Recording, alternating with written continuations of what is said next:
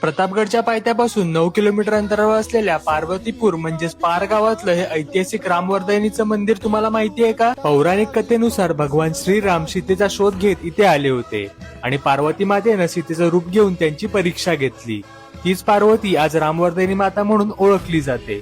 हे मंदिर हेमाडपंथी शैलीत बांधलेलं असून खूप भव्य आणि आकर्षक आहे. मंदिराभोवती मजबूत तटबंदी असून प्रवेशद्वारातून आत पाऊल टाकताच एक वेगळी शांतता आणि पवित्र वातावरण जाणवतं. मंदिराचा सभामंडप मोठा, स्वच्छ आणि प्रशस्त असून भक्तांना शांतपणे बसून देवाचं दर्शन घेता येतं. दगडी बांधकाम, सुंदर रचना आणि पारंपरिक वास्तुकलेमुळे मंदिराचं सौंदर्य आणखी खुलून दिसतं. या मंदिराच्या गाभाऱ्यात सिंहासनावर 2 देवींच्या सुंदर मूर्ती आहेत. डावीकडे आहे श्री वर्धयनी आणि उजवीकडे आहे श्री रामवर्धयनी. देवीची मूर्ती अतिशय आकर्षक असून दर्शन घेताना एक वेगळीच सकारात्मक ऊर्जा जाणवते. आणि खास म्हणजे मंदिराच्या बाजूलाच भगवान शंकरांचं एक सुंदर मंदिर आहे, ज्यामुळे या ठिकाणाचं आध्यात्मिक महत्व अजून वाढतं. असं मानलं जातं की या देवीची प्राणप्रतिष्ठा छत्रपती शिवाजी महाराजांनी केली आहे आणि इथेच छत्रपती शिवाजी महाराजांची सुंदर मूर्तीचं दर्शन होतं, जे आपल्या गौरवशाली इतिहासाची साक्ष देते. याशिवाय मंदिर परिसरातील दीपमाळ, मानाई व झोलाई देवीची छोटेखानी मंदिरं आणि मोठं वडाचं झाड या ठिकाणाच्या आध्यात्मिक सौंदर्य